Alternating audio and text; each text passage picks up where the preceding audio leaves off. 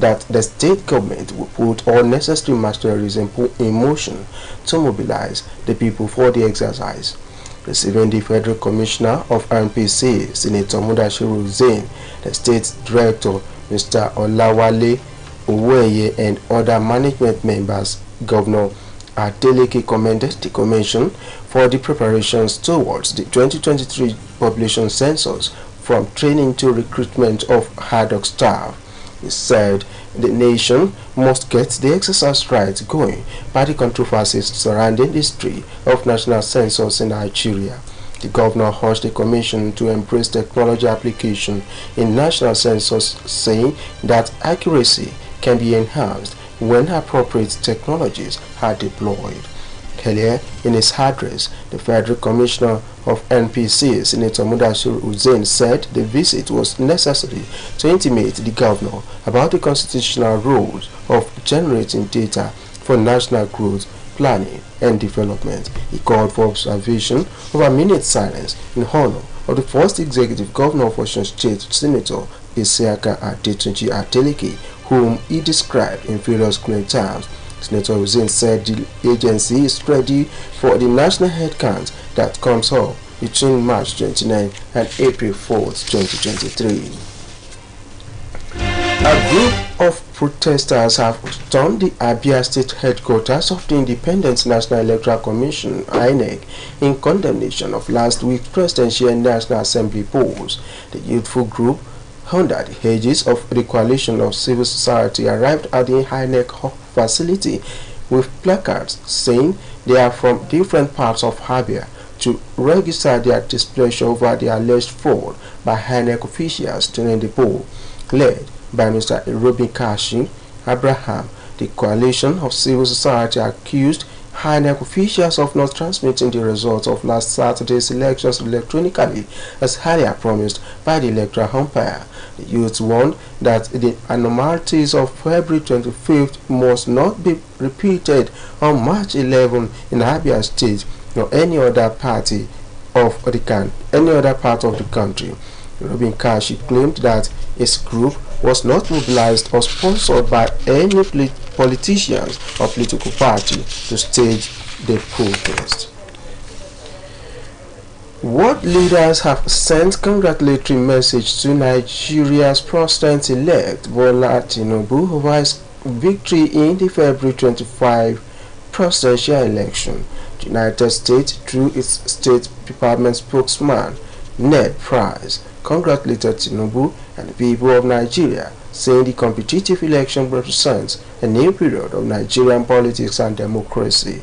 Price acknowledged concerns among some Nigerians over the validity of the results, but called for calm and encouraged political leaders to register their grievances through established legal mechanisms. The police command in Oyo State says it has arrested 11 suspects in possession of 9 dry human skulls, 1 fresh human head, intestines, and other vital body parts. The police public relations officers of the command, SP Adewale Osufesho, disclosed this in Ibadan while briefing journalists. Osufesho, who disclosed that the suspects were arrested in their hideout at Orita area of Ibadan, added that 16 others were arrested in connection to an alleged kidnapping and armed robbery. He informed the press that the suspect confessed that the dry human skulls were harvested from corpses as burial grounds and that the fresh human heads and other body organs were harvested from persons after being killed by their kingpin, simply identified as Amuludun, who is now at large.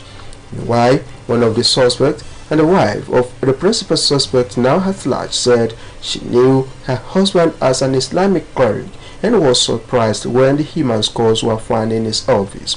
She said she went to her husband's office to collect money for foodstuffs when the police came and searched the office where the skulls were found.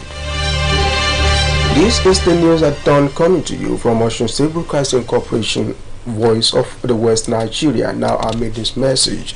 It's good to Georgia down to war and therefore to adopt negotiation to solve issues rather than confrontation. Operatives of the So Safe Corps have arrested 32-year-old Emmanuel Victor, a gardener at one of the private universities in Abeokuta, the Ogun State capital, for alleged courtesans and being in possession of ammunition. A suspect was reportedly arrested alongside 4 other accomplices. They were said to be terrorizing a place called Randa and other parts of the Abeokuta North local government area of the state. The So Safe State Commander Soji Gelsalo, in a statement, said the officers on duty at the Obasanjo Hilltop, Okemoso, Abeokuta, had arrested the private university gardener during a state and search operation. Gelsalo explained that the gang leader, a resident of Feyintoloro community, Randa, Abeokuta North, was searched at the access gate of the estate and was found to be in possession of 4 live ammunition. The suspect was said to have mentioned 4 of his fellow members of Aye confraternity, to include Isiaka Jima Oluwaseun Gabriel Ojeka Summer and Adisa Rasid, who all live at Feyintoloro and Iyana Sele areas of Randa, Abeokuta. On sports, Nigerian forward Victor Osimhen has revealed his desire to play in the Premier League in future. Osimhen has been a subject of interest from Premier League giants Chelsea and Manchester United following a stellar campaign for Napoli.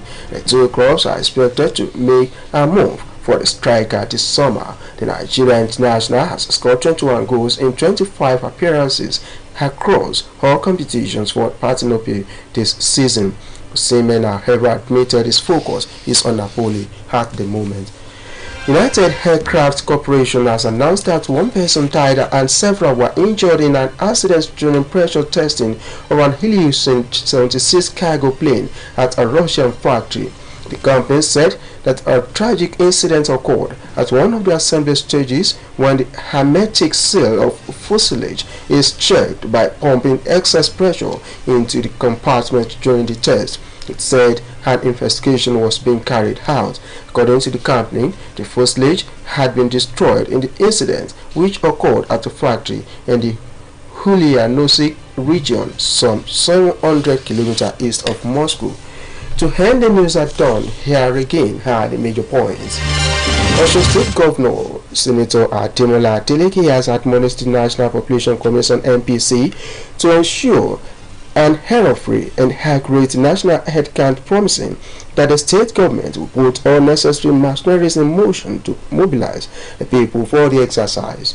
The police command in Oyo State says it has arrested 11 suspects in possession of 9 dry human skulls, 1 fresh human head, intestine, and other vital body parts.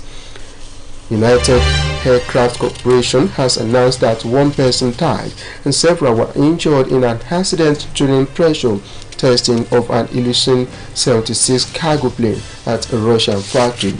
That was the news at dawn, edited by Masani and Oyegoke.